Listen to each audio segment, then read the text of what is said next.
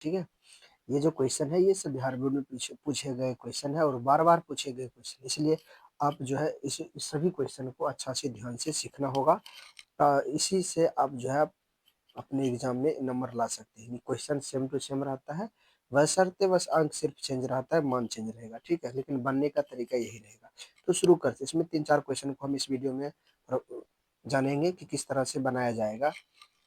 तो पहला क्वेश्चन है कि सिद्ध करना, कह रहा है सिद्ध करें कि 2 tan 30 डिग्री बटा 1 माइनस tan स्क्वायर 30 डिग्री बराबर √3।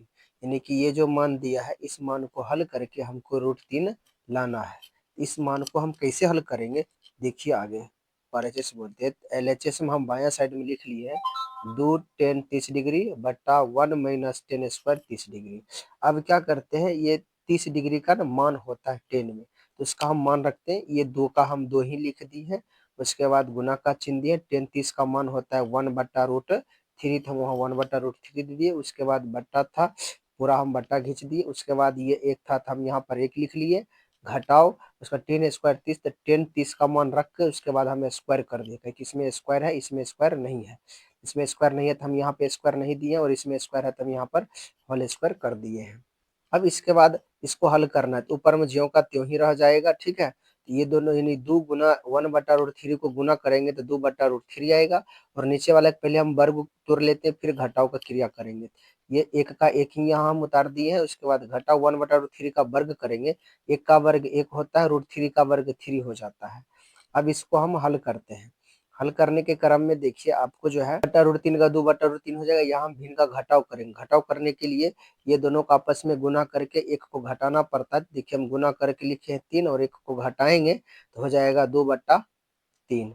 ऊपर का ज्यों का त्यों ही उतर जाएगा। ऊपर में जो है ये 2/√3 है, 2/√3 उतरता ही जाएगा। उसके बाद जो है हम इसको अब जब बट्टा दोनों साइड ऊपर नीचे सिंगल अंक बन जाएगा, जैसे 2/√3 एक संख्या बनेगा और 2/3 संख्या बन गया। अब इसमें देखिए यहाँ पर भी बट्टा है, ये भी बट्टा है, फिर यहाँ पर भी बट्टा है। तो हम क्या करें, जो मेन बट्टा है ये इस बट्टा को हमको गुना बनाना पड़ता है। 2/3 को हम 2/3 लिख दिए। उसके बाद ये मेन बट्टा को गुना बना दिए। उसके बाद 2/3 जब ये मेन भाग होता है, बट्टा का अर्थ भाग होता है, जब भाग को गुना बनाया जाता है तो इस ये नीचे वाली संख्या को पलट कर लिखा जाता है। तो 3 ऊपर चला गया और 2 नीचे चला गया। अब गुना में हम तिरछी-तिरछी काट देते हैं तो 2 और 2 कट जाएगा, ये दोनों आपस में नहीं कट रहे, तो 3/√3 लिख लिए हैं। उसके बाद क्या करते हैं, देखिए हमको तो √3 सिद्ध करना है। इसके लिए आपको क्या करना पड़ेगा, 3 का जो है ना हम रूट के पद में तोड़ेंगे, तो √3 गुना √3 का अर्थ होता है 3, ठीक है। इसलिए हम इस 3 को √3 गुना √3 में बदल दिए, और बट्टा में √3 लगा था, √3 लगा दिए। अब देखिए √3 मिल रहा है, ये दोनों को हम काट देंगे, एक एक कट जाएगा। अब बचेगा सिर्फ क्या, √3। यही इसका हमको इतना ही पूरा करना था, तो ये क्वेश्चन पूरा हो गया। इस तरह से हम जो है इस क्वेश्चन को सॉल्व कर सकते हैं। तो सीखने के लिए आप कॉपी में उतारने के लिए आप इसका स्क्रीनशॉट ले सकते हैं। जैसे कि हम यहाँ पर जूम कर दिया हूँ, आप यहाँ पे स्क्रीनशॉट लीजिए, 2 भाग में करके स्क्रीनशॉट ले लीजिए। यहाँ से एक स्क्रीनशॉट ले लीजिए। उसके बाद फिर आगे यहाँ से स्क्रीनशॉट लेकर पूरा कर लीजिए, ठीक है। अगला क्वेश्चन है, देखिए दूसरा क्वेश्चन है, एपी से संबंधित ये क्वेश्चन है। दूसरा क्वेश्चन है समांतर श्रेणी एपी दिया है 7 13 19 ऑर्डर का कौन सा पद जो है 205 होगा। ऐसा कौन सा कम्मा पद होगा जिसका मान 205 होगा। जैसे इसमें देखिए पहला पद का मान 7, दूसरा का 13, तीसरा 19 है। इसी तरह कम्मा पद का मान जो होगा 205 होगा। तो इसको बनाने के लिए देखिए हम क्या करते हैं, सबसे पहले उस एपी को मैंने लिख लिया। उसके बाद 205 जो दिया है, समझ एक उसका वो एन का मान होता है, ठीक है। तो जब भी पूछेगा कम्मा पद इतना होगा, समझिए वो एन पूछ रहा है कि एन बराबर उतना होगा। तो हम यहाँ क्वेश्चन का क्वेश्चन 205 दिया था, तो हम एन बराबर 205 लिख लिया हूँ, ठीक है। अब जो एपी दिया उससे हम ए यानी प्रथम पद और डी यानी सार्वंतर निकाल लेते हैं। ए का अर्थ होता है प्रथम पद, शुरू में जो मान दिया रहेगा वही उसका क्या होता है, प्रथम पद होता है। उसके बाद सार्वंतर डी निकालने के लिए क्या करते हैं, पहला दूसरा में से पहला को घटाते हैं, या तीसरा में से दूसरा को घटाएंगे, चौथा में से तीसरा को घटाएंगे, इस तरह से घटाकर डी निकाला जाता है। हम क्या करते हैं, डी निकालने के लिए दूसरा में से पहला को घटाते हैं। ये दूसरा है, ये पहला है, इसको इसमें से घटाते हैं। 13 माइनस 7, 13 में 7 गया 6, ये तुम्हारा आपका डी निकल गया है 6, ठीक है। अब हमको एन दिया है ना, यहाँ पर एन ये दिया है, इस एन का हम सूत्र लगाते हैं यहाँ पर। an बराबर दिया है 205 दिया है, तो इसका हम सूत्र लगाते हैं। an का सूत्र होता है a plus n minus 1 into D, ये याद रखना पड़ेगा आपको। ये सूत्र याद रहेगा तभी हम n निकालने के भी यही रास्ता है, खास करके अधिकांश में इसी सूत्र का प्रयोग किया जाता है। जब भी गामा पद पूछेगा ना कितना होगा, तो इसी सूत्र का हम प्रयोग करेंगे। बराबर 205 अब ये हम निकाल चुके हैं 7, यहाँ रख दिए हैं 7, n माइनस 1 n मालूम नहीं है, n निकलवे करेगा। उसके बाद d भी निकल गया था 6, तो हम यहाँ रख दिए हैं 6, बराबर में 205। अब इस 7 को हम बराबर की दाया साइड लेकर चलते हैं, तो तब बचेगा यह n माइनस 1 गुना 6, तो यहाँ n माइनस 1 गुना 6 लिख दिए, बराबर 205। ये प्लस में था, इस साइड बराबर दाया साइड आएगा तो माइनस बन जाएगा। अब जो है हम n माइनस 1 गुना 6 बराबर इसको घटाते, 205 में से 7 को घटाएंगे तो 198 आएगा। अब इधर एक सिंगल संख्या बन गया। अब इस 6 को हमको इधर लगाए कि हमको n का मान निकालना है। धीरे धीरे इस साइड से सबको भेज देंगे दाहिना साइड की ओर, सिर्फ n को इधर रखना है। अब यहाँ से डायरेक्ट हम एक पहले नहीं जाएगा, इसलिए पहले हम इस 6 को भेज रहे हैं। जब ये 6 भी देखिए इस साइड गुना में है, जब बराबर की साइड आएगा यहाँ भाग बन जाएगा। 198 हम क्या कर दिए, 6 से भाग कर दिए हैं। भाग करने पर ये दोनों 33 दफे में कट जाएगा, तो 33 काट कर 33 लिख दिया। अब n-1 बराबर बन गया 33। हमको सिर्फ n का मान चाहिए, तो ये एक को भी इधर लेकर आते हैं। n जब ये माइनस में है बराबर की साइड लाएंगे तो बन जाएगा प्लस, यहाँ हो जाएगा n बराबर 33 प्लस 1 बराबर 34। यानी कि समझ है कि 34वां पद जो होगा, 34वां पद यही कितना होगा, 205 होगा। इसका राइट आंसर हो जाएगा। इस तरह से हम इसको बना सकते हैं। अब इसको हम छोटा कर देते हैं, आप लोग स्क्रीन लेकर इसको बना सकते हैं। स्क्रीनशॉट ले लीजिए और कॉपी में लिख लीजिए, बाकी बात आगे हिसाब सोल्व करने में आसानी होगा। नहीं समझ गए तो खुद बना सकते हैं। अब अगला क्वेश्चन चलते हैं ना, है तो लॉन्ग वीडियो में ही सीखना पड़ेगा, तो इसलिए आप लोग वीडियो को पूरा जरूर देखें।